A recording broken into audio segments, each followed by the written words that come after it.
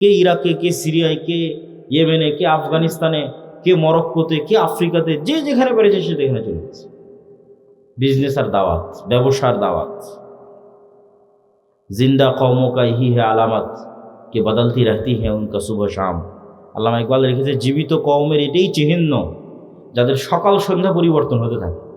যার সকাল সন্ধ্যা প্রত্যেক দিন একই রকম, ও তো মারা গেছে, দেশে বের হয়েছে আর ফিরে আসেনি, আল্লাহ রাস্তায় জীবন দিয়ে দিয়েছে। এই শহীদের রক্ত মাটিতে ফোঁটা পড়ার আগে ওর ইবাদতের কমতির যা গুনাহ আর এমনি যা গুনাহ সব ক্ষমা হয়ে গেছে। তোর জীবনের বিনিময়ে জান্নাত বিক্রি হয়ে গেছে, এটা চ্যালেঞ্জের বিনিময়ে। এটা কোরআনের আয়াত, ইন্নাল্লাহা আশতারা মিনাল মুমিনিনা আনফুসাহুম ওয়া আমওয়ালাহুম বিআন্না লাহুমুল জান্নাহ। যে আল্লাহ তোমাদের কাছে বিক্রি করবে, যেভাবে গুলশানে প্লট ফ্ল্যাট বিক্রি হয় এরকম জান্নাতের প্লট ফ্ল্যাট বিক্রি হয়, দুবাইয়ে বিক্রি হয়, বুর্জ খলিফায় বিক্রি হয়, এরকম জান্নাতের বিক্রি হবে। তো জান্নাতেরটা কিনা যাবে কিভাবে? এক, আল্লাহ রাস্তায় জীবন দিয়ে দিব, ওর কাছে বিক্রি হবে। আল্লাহ রাস্তায় দান করবো, ওর কাছে বিক্রি হবে, বিক্রি হয়ে যাবে জান্নাত। তো কেন জান্নাত বিক্রিযোগ্য, জান্নাত কেন বিক্রি হবে এটাও বুঝতে হবে। দুনিয়াতে আল্লাহ সুবহানাহু ওয়া তাআলা অসংখ্য ইবাদতের কমতির পূরণ, ব্যাকআপ টাকা দিয়ে দিয়েছে।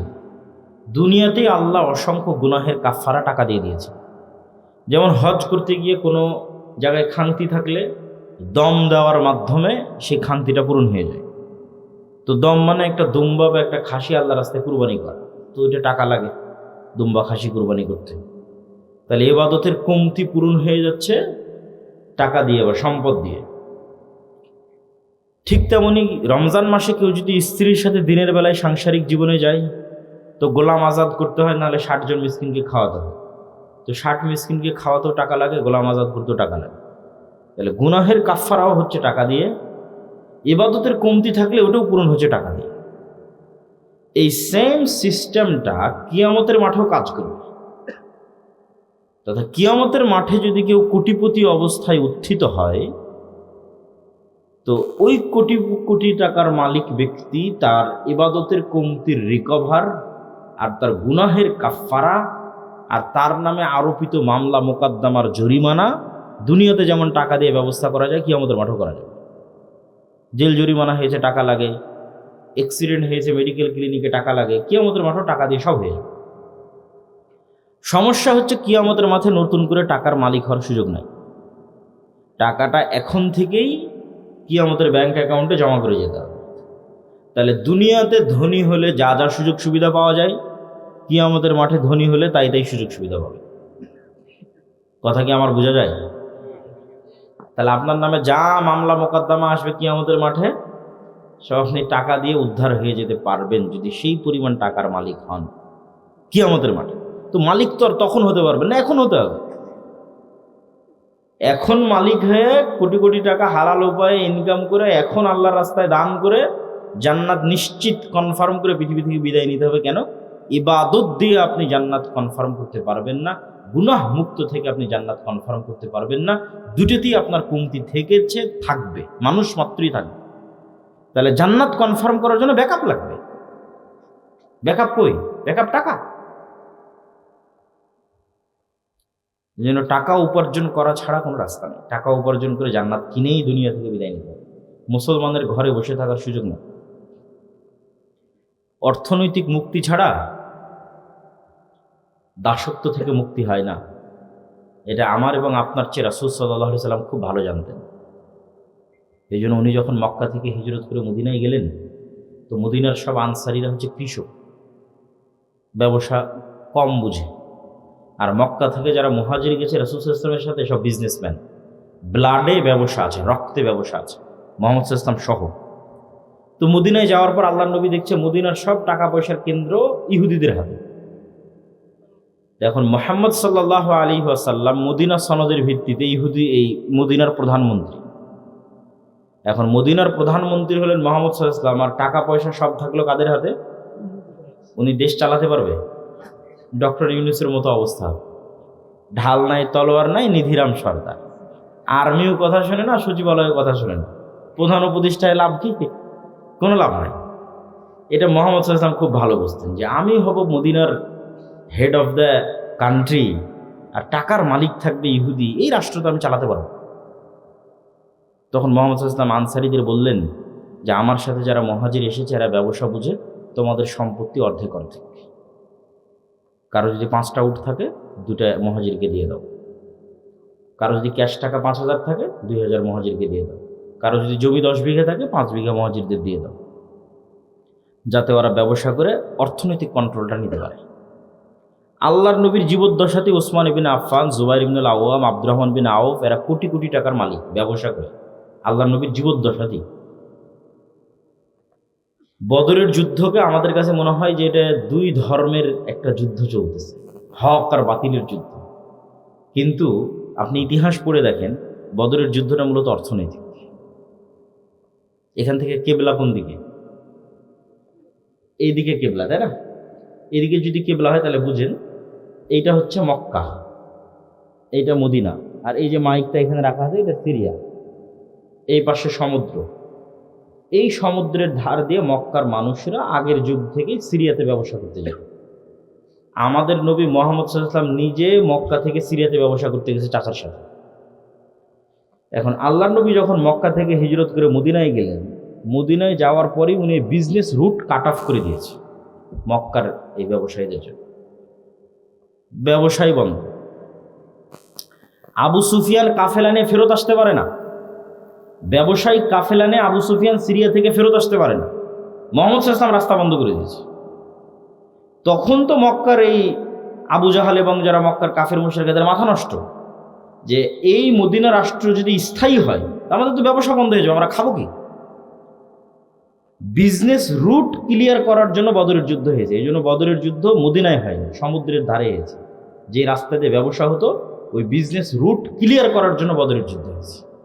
টাকার যুদ্ধ, অর্থনীতির যুদ্ধ। তাহলে টাকার কি পরিমাণ গুরুত্ব বুঝেন, অর্থনীতির কি পরিমাণ গুরুত্ব। আজকে মুসলমানদের হাতে অর্থনৈতিক কন্ট্রোল নাই দেখেই তো মুসলমানেরা গোলাম। অর্থনৈতিক কন্ট্রোল ইহুদিদের হাতে দেখেই তো আমরা গোলাম। অর্থনৈতিক কন্ট্রোল আমেরিকার হাতে, ডলার ভিত্তিক যে অর্থনীতি, এটার কন্ট্রোল আমেরিকার হাতে দেখেই তো আমাদের কিছু করার নেই।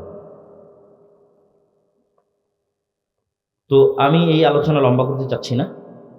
টাকার বিনিময়ে জান্নাত বিক্রি হবে এবং টাকা দিয়েই জান্নাত ক্রয় করতে হবে। এই জন্য মুসলমানদের উদ্যোক্তা হতেই হবে। মুসলমানরা চাকরিজীবী জাতি কোনোদিন ছিল না। এই ইউরোপীয় উপনিবেশ মুসলমানদের চাকরি শিখিয়েছে।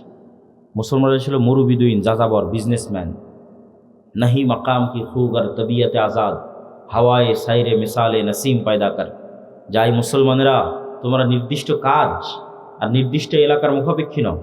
তোমরা তো সকালবেলার প্রবাহিত শীতল আবহাওয়ার মতো, যার কোনো সীমানা নাই, যার কোনো বর্ডার নাই। মুসলমান ব্যবসায়ীদের কোনো বর্ডার ছিল না। যত সাহাবীর জীবনী আছে তার 90% সাহাবী নিজ এলাকায় মারা যায়নি, নিজ দেশে মারা যায়নি। যে মক্কার ও মক্কায় মারা যায়নি, যে মদিনার ও মদিনায় মারা যায়নি। কে ইরাকে, কে সিরিয়ায়, কে ইয়েমেনে, কে আফগানিস্তানে, কে মরক্কোতে, কে আফ্রিকাতে, যে যেখানে পেরেছে সে যেখানে চলে গেছে। বিজনেস আর দাওয়াত, ব্যবসার দাওয়াত।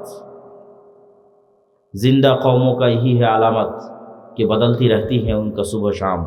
আল্লামা ইকবাল রেখেছে জীবিত কওমের এটাই চিহ্ন যাদের সকাল সন্ধ্যা পরিবর্তন হতে থাকে। যার সকাল সন্ধ্যা প্রত্যেক দিন একই রকম, তো মারা গেছে। সকালবেলা শুটবুট পরে অফিসে যায়, আবার বিকেলবেলা আসে, আবার সকালবেলা অফিসে যায়, আবার বিকেলবেলা আসে। তাহলে আর প্রতিদিনের সকাল সন্ধ্যা একই রকম, তাহলে এটা মৃত জাতি। আর মরু যাযাবর বিদুইন, আজ এখানে 5 দিন থাকলো গরু ছাগল উঠ নিয়ে, 5 দিন পর আবার 100 কিলোমিটার দূরে আরেক জায়গায় চলে গেছে। ওখানকার যুদ্ধ, ওখানকার পরিবেশ ভিন্ন। আবার দাওয়াত, আবার ব্যবসা নিয়ে আর এক এলাকায় চলে গেছে, সেখানকার পরিবেশ, সেখানকার সমস্যা ভিন্ন। আবার ওখান থেকে 1 বছর 2 বছর পর আবার আরেক জায়গায় চলে গেছে ব্যবসা দাওয়াত নেওয়ার। প্রত্যেক দিনের সকাল আর সন্ধ্যা পরিবর্তন হচ্ছে। এটাই জীবিত জাতি, এটাই মুসলমান উম্মাহ। আর ইউরোপীয় উপনিবেশ এসে মুসলমানদের শেখালো তোমরা চাকরি করো, যে আমরা হয়ে গেলাম গোলাম। ব্যবসায়ী হতে হবে, টাকা ইনকাম করতে হবে, প্রচুর পরিমাণে মসজিদ মাদ্রাসায় টাকা দিতে হবে। আমি আগে মনে করতাম, বাংলাদেশ ছাড়ার আগে, ইউরোপ যাওয়ার আগে মনে করতাম যে আমরা মুসলমানেরাই মনে হয় বেশি দানের কথা বলি আর বেশি দান করি। ইউরোপ ঘোরার পর, ইংল্যান্ড ঘোরার পর আমার এই ভুল ধারণা ভেঙে গেছে। আমাদের চাইতে ওরা বেশি দান করে, ওরা বেশি ডোনেট করে। এই জন্য তো খ্রিস্টান মিশনারিগুলো এত পাওয়ারফুল। এগুলো সরকারি টাকা নয়, এগুলো আপনাদের মতো সাধারণ মানুষের দানের টাকা। যে টাকাগুলো ওরা ইউরোপ থেকে, আমেরিকা থেকে, ইংল্যান্ড থেকে নিয়ে বাংলাদেশে ব্যয় করতেছে, এরকম সারা পৃথিবীতে ব্যয় করতেছে। এগুলো সব আপনাদের মতো সাধারণ মানুষ দান করেছে, সরকার নয়। এই পরিমাণ তারা দান করে। তো আমি সবার প্রতি উদাত্ত আহ্বান জানাবো যে আমরা আজকের এই প্রতিষ্ঠানে যে যতদূর সম্ভব আপনাদের স্বেচ্ছাসেবক যদি থাকে ভিতরে যাওয়ার জন্য বলে দেন। বৈঠকি দানে আমরা সবাই অংশগ্রহণ করি এবং আমি আমার বক্তব্যের মূল বিষয়বস্তুর দিকে এগিয়ে যাই। যে আমার বক্তব্যের মূল বিষয়বস্তু হচ্ছে গোলামি থেকে মুক্তির উপায়, দাসত্ব থেকে মুক্তির উপায়। আজকে মুসলমানদের যে গোলামি এবং দাসত্ব, এই গোলামি থেকে এবং এই দাসত্ব থেকে মুক্তির উপায় কি? আপনারা একটু 5 মিনিটের মধ্যে আপনাদের আদায়ের কাজটা শেষ করে ফেলেন। নিজ নিজ সবাই একটু নিজ নিজ জায়গা থেকে উঠে আশপাশ থেকে আদায় করে ফেলেন এবং সবাই অংশগ্রহণ করেন যে যতটুকু পারেন, এবং মূল বক্তব্যের দিকে মনোযোগী হন।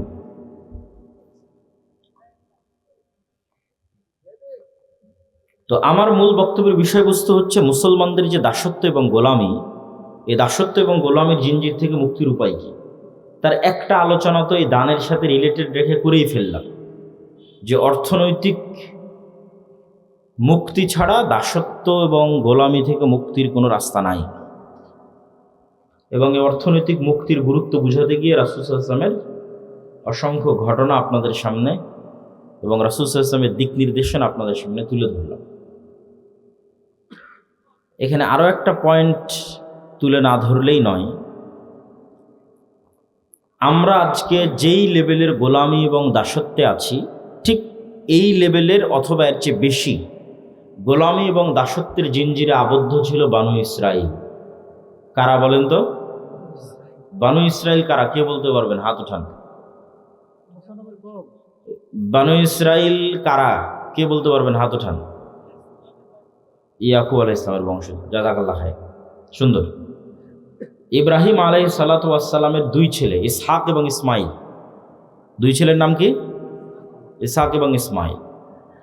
ইসমাইল থাকলো এই যে মক্কা এখানে ইন্ডিকেট করেছিলাম। ইসমাইল থাকলো এখানে, আর ইসহাক হচ্ছে ওই যে ফিলিস্তিনের জেরুজালেম। তো ইসমাইলের বংশে নবী একজনই, তার নাম মুহাম্মদ সাল্লাল্লাহু আলাইহি ওয়াসাল্লাম। এর আগে আর কোনো নবী আসেনি ইসমাইলের বংশে, আর পরেও আর নাই। আর ইসহাকের বংশে অসংখ্য নবী। ইসহাকের ছেলে ইয়াকুব, ইয়াকুবের ছেলে ইউসুফ, ইউসুফের 300-400 বছর পর মুসা হারুনের পর ইউশা বিন নুন, তারপর সুলাইমান, দাউদ, তারপরে ইয়াহইয়া, ঈসা, জাকারিয়া, অসংখ্য নবী। তো এই বানু ইসরাইল, এদের গোলামি এবং আমাদের গোলামি কাছাকাছি একই রকম। তো বানু ইসরাইলকে যেই পদ্ধতি দিয়ে ফেরাউন গোলাম বানিয়ে রাখত, তার একটা বড় পদ্ধতি হচ্ছে সুদি কর্জ, সুদি লোন, যেটার মূল দায়িত্বশীল হর্তাকর্তা ছিল কারুন, ফেরাউনের অর্থমন্ত্রী কারুন। এই কারুন বানু ইসরাইলদেরকে সুদি লোন নিতে উদ্বুদ্ধ করত এবং সুদি লোন দিত, এবং সুদি লোনের জালে আটকে ফেলে পুরো একটা জাতিকে গোলাম বানিয়ে দিয়েছে বানু ইসরাইলদেরকে। সেম ওই পদ্ধতিতেই আজকের মুসলমানদেরকে সুদি লোনে জর্জরিত করে গোলাম বানানো হচ্ছে। আজকের মুসলমানদের গোলাম বানানোর 2টা উপায়, একটা হচ্ছে গণতন্ত্র আর একটা হচ্ছে সুদ। কিন্তু মুসলমানেরা নিজেরাও জানে না যে 2 পদ্ধতির মাধ্যমে তারা কেমনে গোলাম আছে। জি, মহিলারাও এই দানে অংশগ্রহণ করবেন নিজ নিজ দায়িত্বে। তো সুদ এবং গণতন্ত্রের মাধ্যমে মুসলমানেরা কেমনে গোলাম আছে, এটা একটু বোঝার চেষ্টা করতে হবে, নাহলে খুব কঠিন হবে আমাদের মুক্তির রাস্তা। আল্লামা ইকবাল লিখছেন,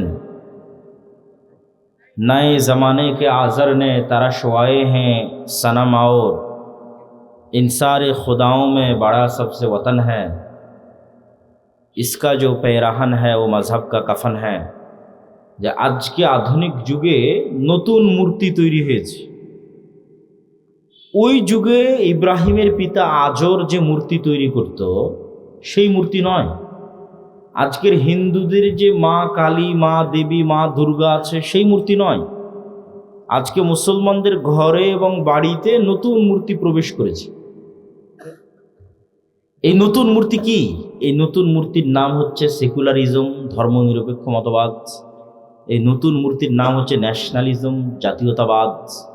এই নতুন মূর্তির নাম হচ্ছে ডেমোক্রেসি, গণতন্ত্র। এই নতুন মূর্তির নাম হচ্ছে সোশ্যালিজম, সমাজতন্ত্র।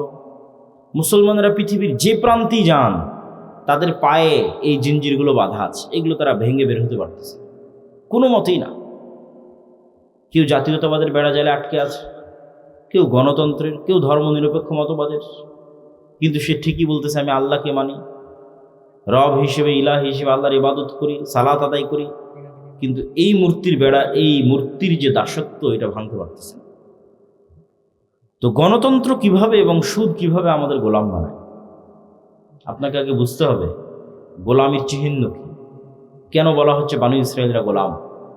কেন বলতেছি আমরা গোলাম? নেতার আলামত কি? গোলামের আলামত কি?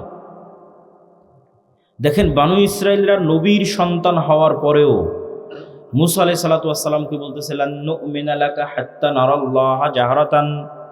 মুসা, যতক্ষণ তোমার আল্লাহকে না দেখব ততক্ষণ তোমার তাওরাতে ঈমান আনবো না।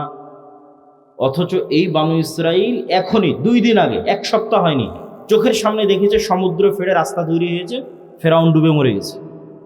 এই দৃশ্য নিজে চোখে দেখার পর মানুষ কেমনে বলতে পারে যে মুসা, তোমার আল্লাহকে না দেখা পর্যন্ত তোমার তাওরাতে ঈমান আনবে? কেমনে বলতে পারে? উত্তর একটাই, এরা হচ্ছে ন্যারো মাইন্ডেড গোলাম, সংকীর্ণ মনা। 300 বছর থেকে গোলামি করে আসতেছে, এই জন্য স্বাধীন নেতা মুসার সাথে চলতে পারতেছে না। তারা বলল, মুসা, এই মরুভূমি সিনাই মরুভূমি, এখানে পানি নাই, এই সমুদ্রের লবণাক্ত পানি ভালো লাগে না। ওয়াইয ইসতাসকা মূসা লিকওমি ফাকুল নাযরিব বিআসাকাল হাজার ফানফাজারাত মিনহু ইসনাতা আশারাতা আইনা ক্বাদ আলিমা কুল্লু উনাসিম মাশরাবাহুম। যে মুসা, পানির ব্যবস্থা করো। মুসা আলাইহিস সালাম লাঠি দিয়ে পাথরে আঘাত করলেন, মরুভূমিতে পানি তৈরি হয়ে গেল। এবার বললো, মুসা, খাবারের ব্যবস্থা করো। মুসা আলাইহিস সালাম আল্লাহকে বললেন, জান্নাত থেকে মান্না এবং সালোয়া, বিশেষ পাখি, বিশেষ মাশরুম, যে বিশেষ মাশরুমের বর্তমান বাজার মূল্য কেজি প্রতি 5 লক্ষ টাকা গড়ে, এখন বাজার মূল্য। ওই বিশেষ মাশরুম আর পাখি জান্নাত থেকে আসে। রাতের বেলা তাদের গাছের ডালে, তাদের বাড়ির চালে থাকতো ঝুলন্ত অবস্থায়। এই খাবার 1 দিন 2 দিন খাওয়ার পর তারা বলতেছে লান নাসবিরা আলা তুআমিন ওয়াহিদ ফাদউ লানা রাব্বাক। এই এক খাবার আমাদের ভালো লাগে না, তোমার আল্লাহকে বলো এই মরুভূমি থেকেই পেঁয়াজ, রসুন, আদা, চাল, ডাল সব উৎপাদন করে দিতে। এ হলো গোলাম কওম। গোলাম হলে এরকম ছেঁচড়া হয়, বুঝতে পেরেছেন? এরা তো নবীর সন্তান, এরা এরকম হলো কখন? 300 বছর থেকে গোলামি করতে করতে এরকম ন্যারো মাইন্ডেড ছেঁচড়া হয়ে গেছে। তা ওইটার সাথে আপনি আমাদের স্বভাব মিলাবেন, তাদের স্বভাবের সাথে একটু পরে মিলাবেন। আল্লাহ সুবহানাহু ওয়া তাআলা এদেরকে বললেন, ঠিক আছে, তোমরা শাকসবজি খেতে চাও, এটা তো মরুভূমি, পাশেই বাংলাদেশের মতো উর্বর ভূমি আছে, তার নাম জেরুজালেম, ফিলিস্তিন, বিজয় করলেই হয়।